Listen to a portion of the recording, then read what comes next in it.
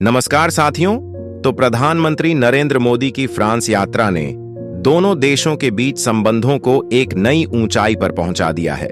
10 फरवरी की शाम जब प्रधानमंत्री मोदी पेरिस पहुंचे तो उनका स्वागत अत्यंत भव्य और गर्मजोशी से किया गया।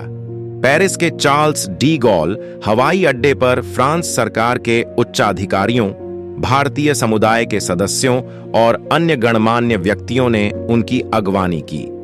हवाई अड्डे से लेकर उनके आवास तक के मार्ग को भारतीय और फ्रांसीसी ध्वजों से सजाया गया था, जो दोनों देशों के बीच गहरे संबंधों का प्रतीक था। प्रधानमंत्री मोदी की इस यात्रा का मुख्य उद्देश्य आर्टिफिशियल इंटेलिजेंस (AI) एक्शन शिखर सम्मेलन में भाग लेना था, जिसकी सह अध्यक्षता उन्होंने फ्रांस के राष्ट्रपति इमैनुएल मैक्रों के साथ की। यह शिखर सम्मेलन 11 फरवरी को पेरिस के ग्रैंड पैलेस में आयोजित किया गया, जिसमें विश्व भर के तकनीकी विशेषज्ञ, CEO, शिक्षाविद और नीति निर्माता शामिल हुए।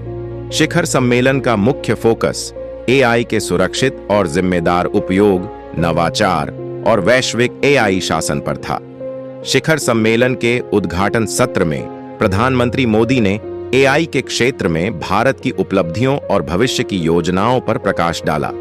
उन्होंने बताया कि कैसे भारत AI के माध्यम से कृषि, स्वास्थ्य, शिक्षा और बुनियादी ढांचे में सुधार ला रहा है। उन्होंने यह भी जोर दिया कि AI का उपयोग मानवता की भलाई के लिए होना चाहिए और इसके नैतिक और सामाजिक प्रभावों पर विशेष ध्यान दिया जाना चाहिए। राष्ट्रपति मैक्रों ने अपने संबोधन में फ्रांस की AI रणनीति और यूरोप में इसके विकास पर चर्चा की। उन्होंने कहा कि फ्रांस नवाचार और प्रतिभा को आकर्षित करने के लिए प्रतिबद्ध है और यूरोप को AI के क्षेत्र में अग्रणी बनाना चाहता है।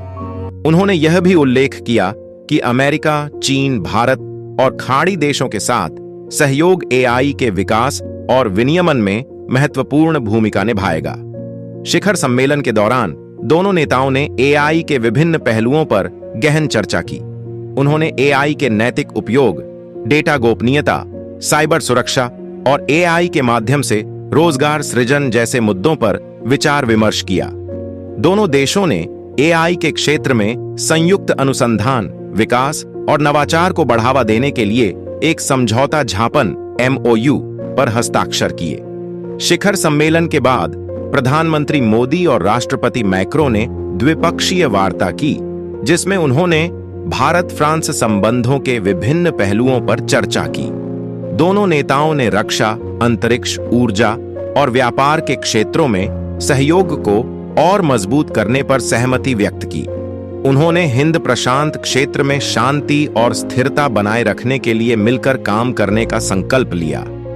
प्रधानमंत्री मोदी ने फ्रांस के प्रमुख उद्योगपतियों और CEO के साथ भी बैठक की, जिसमें उन्होंने भारत में निवेश के अवसरों पर चर्चा की।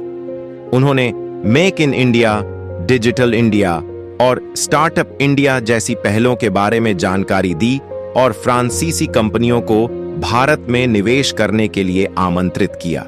11 फरवरी की शाम को प्रधानमंत्री मोदी मार्सिले पहुंचे, जहां राष्ट्रपति मैक्रों ने उनके सम्मान में एक रात्रिभोज का आयोजन किया।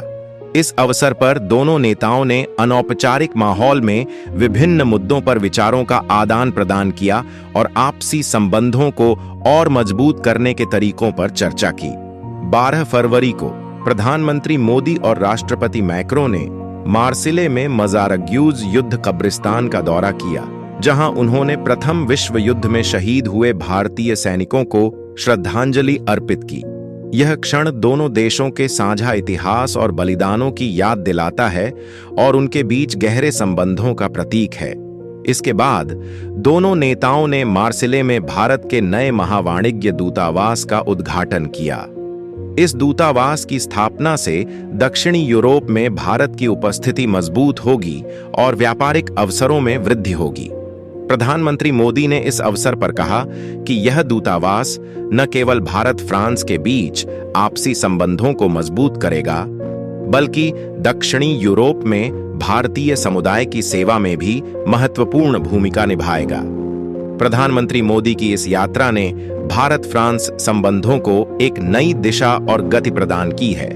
दोनों देशों ने 2047 और उसके बाद के लिए एक दीर्घकालिक दृष्टिकोण बनाने का संकल्प लिया है, जिसमें हिंद प्रशांत क्षेत्र में शांति, जलवायु परिवर्तन, स्वच्छ ऊर्जा, स्वास्थ्य, खाद्य सुरक्षा और गरीबी उन्मूलन जैसे महत्वपूर्ण विषय शामिल हैं।